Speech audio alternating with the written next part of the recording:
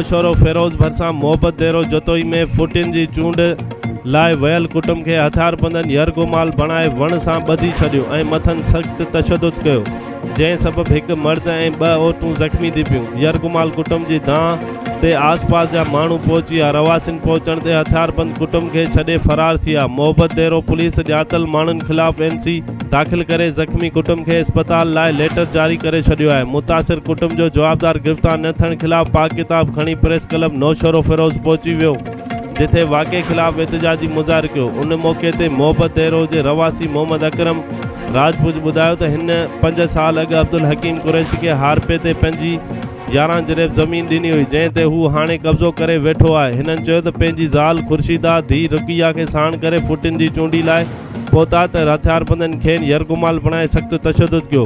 हिननि मुतालबो कयो त जवाबदार गिरफ़्तार करे असां सां इंसाफ़ कयो वञे। रिपोर्ट फ़क़ीर मेहर अली पियन नौशरो फिरोज़।